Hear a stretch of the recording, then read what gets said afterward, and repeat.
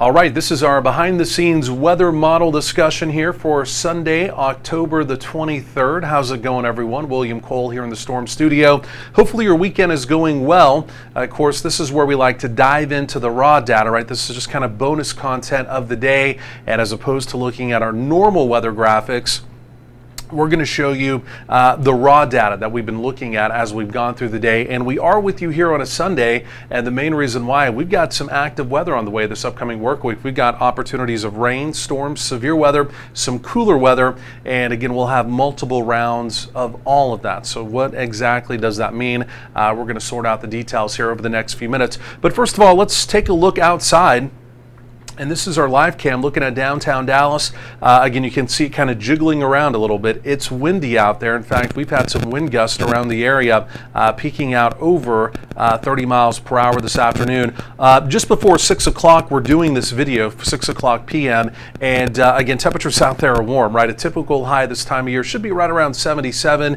I mean, generally speaking, we're in the mid 80s out there. Laredo down along the Rio Grande Valley, in fact, even tapping a 91. Even looking at temperatures here in North Texas, just quickly, again, generally speaking, mid 80s right now. DFW officially right around 85. Okay, so let's go and get down to the what we call the nitty gritty around here, right? This is the raw data that we're going to be kind of sifting through. And again, like I mentioned, this will be a fairly active pattern beginning tomorrow, right out of the door tomorrow morning. There's going to be some showers around, and we should have a round of storms, some of which could even be severe tomorrow as well. So really want to tie down those details here over the next few minutes. But this is the visible satellite, and notice it's not as clear as it normally is when we do these. You can actually see the shadow, right? As the sun angle is beginning to come down, you can actually see night beginning to fall. If this was widened out a little bit more, you can see night fall literally in real time across the continent. So again, that's kind of the sun angle coming down. You can see off there to the east, but again, you can see cloud cover down to our south that's now beginning to filter up. And believe it or not, what the remnants of Hurricane Rosalind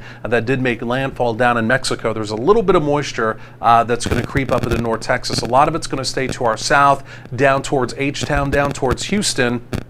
But that little batch of cloud you're seeing right there, that is a small packet, if you will, of moisture that, again, is actually streaming up in our direction. Just a quick peek even at the radar composite here, right? So again, remember, we're just using the raw data, right? Obviously, we're not using our radar or anything like that, but just the radar composite here. Take a look at that. You can see down in parts of, well, the Big Bend area, back into the Rio Grande Valley, down to parts of Hill Country. That's a little area there of some showery activity.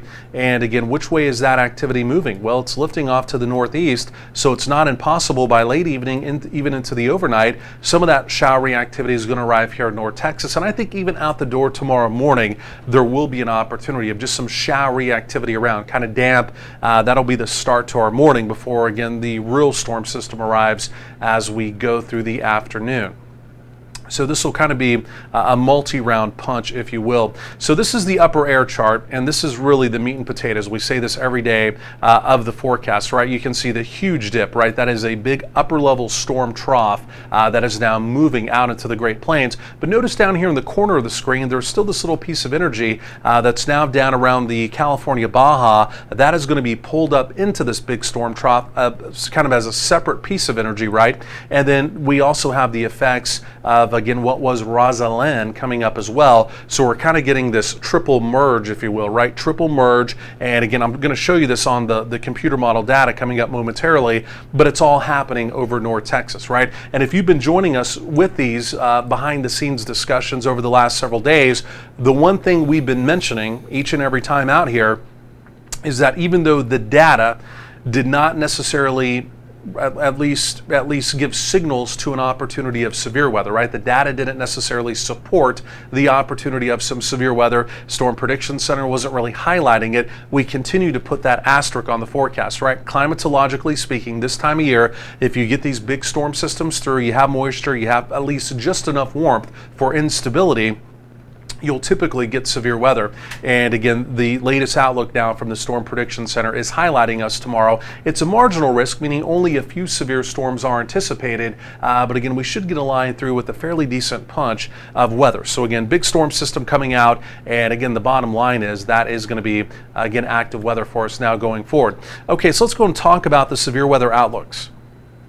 So number one, there is a marginal, this is officially today a marginal risk out in the big country. That's mainly going to be for very early tomorrow morning. We may, and I'll show you this on the model data coming up momentarily, but we should have a line of storms begin out there and then sweep across the area. So that's, even though they're signaling it today, the timing is more for the overnight, okay? And then as we get into tomorrow, this was the big change. We'll take a look at that. We've got a marginal to a slight risk of severe weather. And again, it's going to have to do with the line of storms that does form out there in the big country and moves through the area. Now, the primary concern, it's going to be wind, right? There could maybe be some quarter-size hail. The overall tornado threat's fairly minimal.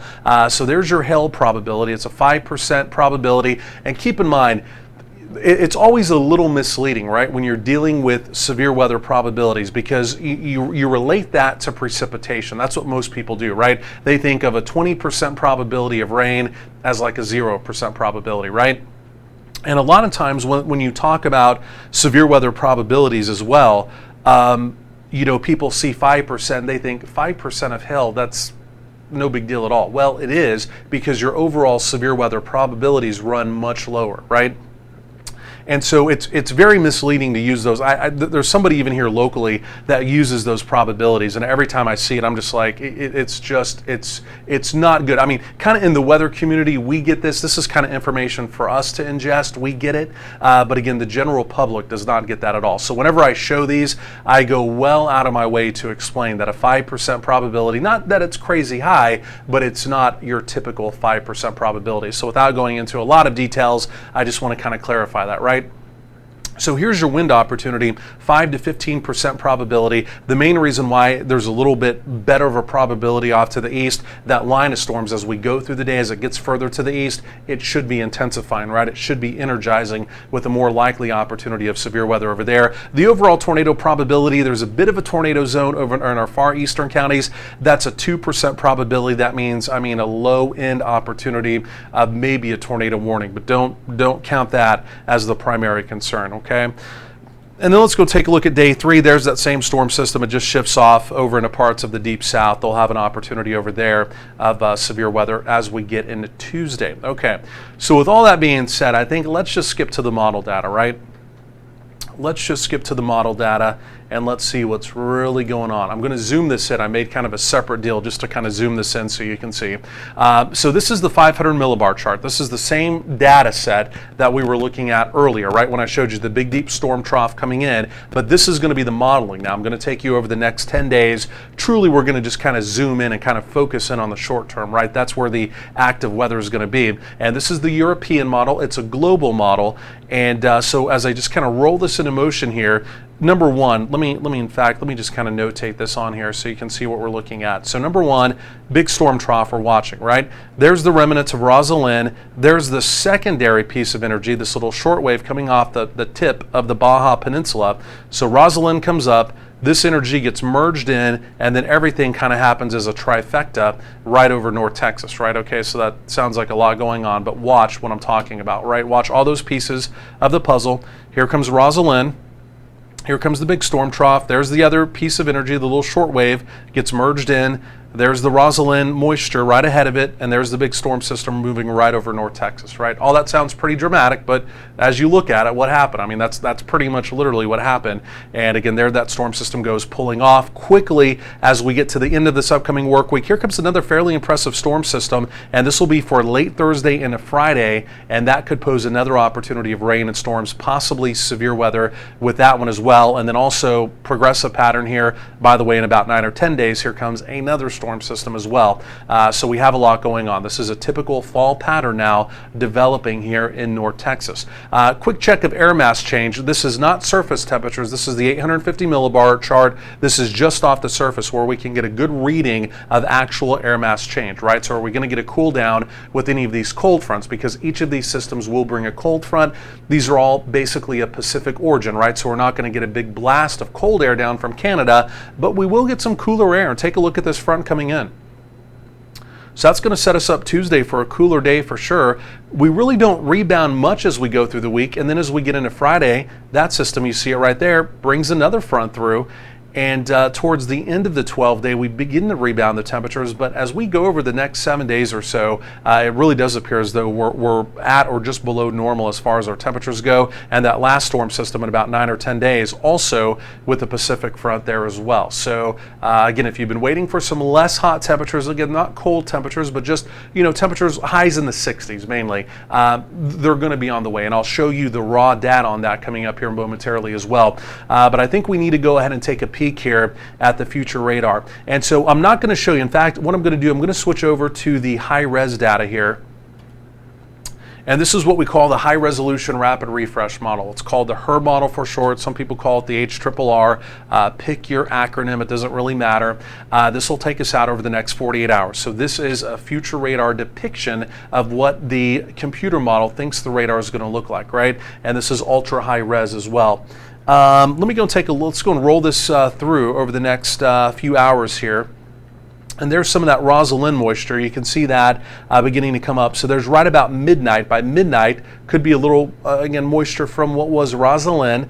You can see the morning commute looks damp. This is probably overdone a little bit, right? So there's probably some light showery activity around to start the morning commute. It could be kind of patchy, but again, the morning commute, the bottom line is it looks damp, okay? Now here's what we're watching for. This will be about 8, 9 a.m. in the morning. Look at this line of storms. You can see it firming up out to our west, and that's truly what we're going to be watching for, and that's going to come through. It's going to be a very skinny band, right? When you're talking about these fall systems and they develop these little squall lines along them, they're typically a very skinny line, and that appears to be what we're going to see. So it's going to be in and out fairly quickly, but again, it could be packing some gusty winds with it. So there's noon. You can see it basically right over the Metroplex. So lunch tomorrow, 10 a.m. to right around 1 p.m. in the afternoon, 2 p.m. in the afternoon. It looks stormy here in the Metroplex, right? So you're probably not going to be able to step out for lunch. But notice as that line, see how it gets over to our eastern counties and then into the piney woods of East Texas or the Arklatex. It's energizing, right? It's getting stronger as it gets over there. There's going to be more instability as we go through the day. The daytime heating process is also going to help to kind of maximize the instability over there as well. But notice on the backside of it, we've still got some showery activity to come through, and that'll be for very late Monday evening, Monday night, early Tuesday morning. And then there goes the storm system pulling away, and it'll set us up for a relatively cloudy day on Tuesday with some cooler temperatures as well, with a little bit of late day clearing. So let's look quickly here at the instability. This is just the latest run, and this is always so hard to see. I've got to kind of really look down to find these little things. We have these bookmarked, and they're always hard to see. So let's do the same thing. This will be instability. This is what we call available potential energy, okay, or CAPE, for lack of a better term, if you've ever heard that. And so here we go, right? So the big question is going to be, with the morning showery activity, how much will that limit the temperatures as we go through the day? So here's your instability with the line coming through. And again, we're right up around 750 to about 1,000 joules. It's not a huge deal. There's not a ton of instability, but there's enough there that, again, we could get, again, some strong, maybe a couple severe components of that line, a couple cells kind of embedded within that line that could produce some 60-mile-per-hour winds, right? I said this the other day. In some parts of the country, you get a day where you get instability of 750 or 1,000 joules. It's a big deal, right? They're jumping up and down. It's a weather alert day. Here in North Texas, that's really not that big of a deal. Those are kind of general thunderstorms for us. I mean, we can get in the southern plains, the Great Plains. I mean, we can get instability values, 4,000 plus, and that still sometimes is not even that big of a deal for us. So, so again, marginal severe weather tomorrow. A couple of severe cells, not impossible. The primary concern would be wind, right? Wind gust up to 60 miles per hour. There could be some hail, maybe up to quarters, not impossible. And then again, the tornado threat, it's very low. It's not zero, but again, the opportunity of severe weather will be enhancing, right? It'll become a little more likely as that activity gets east of the Metroplex, again, as it continues to energize, pulling off to the east. But it's still not going to be a big weather day regardless, right? It's going to be a big weather day as far as the impacts from rain goes to the morning commute, to the evening commute, during our lunch break, again with heavy rain moving through, things like that. It'll be an impact. But as far as like a spring severe weather day when everyone's on kind of pins and needles and we're trying to dive through the data and figure out what's going to be going on for the day, we're not at that level tomorrow at all. So just want to be real clear about that. Let's look at rainfall projections here quickly too. And let me just see if I can find, like I mentioned, I mean, I have to really squint. I mean, the text to find this is literally about that big, and we've got a lot of bookmarks here of products we use. And this is just from weathermodels.com. There's a lot of free places, by the way, too, that you can get weather data if you're just wondering where to look at the models. Pivotal Weather, those folks are up in Norman, Oklahoma. A great free site. It's all free. I think they have a subscription now, but for most of it's free. We use weathermodels.com. You got to pay a little something for it. It's actually relatively cheap. There's other sites. I like AccuWeather Pro. I use AccuWeather Pro. It's a little more expensive for a long time. The only thing they don't have, I'm going to show you coming up momentarily, is a nice chart of the raw numeric data. And that's the one thing I like. WeatherBell and also this weathermodels.com has that as well. I'll show you kind of what I'm talking about momentarily if you're interested in the model data stuff. But AccuWeather Pro needs to get with it, and they need to get that. Otherwise, AccuWeather Pro is great as a premium service. Okay, so here are rainfall totals. And I'm, again, as small as it is on your screen, it's just as small on mine. So here in the Metroplex, the latest run, it's about where it was. Again, a half an inch to a little over an inch here. So, I mean, it's a decent rain. We need some rain. It's a decent rain, right? If we can pick up an inch, hey, we'll take it. Not a big deal. So, again, this is not going to be a huge torrential flooding rain. Like I mentioned, typically with these fall systems, when you get a squall line coming through, just watch it tomorrow. They're normally very skinny bands. They move through pretty quickly with these big upper-level storm systems. And, again, they're in and out. We'll have showers in the morning, which will impact that time, and some showers late in the day, which will also impact there, but again, kind of the bulk of the active weather. These are truly typically in and out really fairly quickly. I just want to look at the precip one more time. This will be for this upcoming Thursday and a Friday, and we're going to switch back over to the global model, right? The high-res data, we can only go out about 48 to 60 hours, so we got to go back over to the global model, and we'll go and run through this. And so this is this upcoming late Thursday.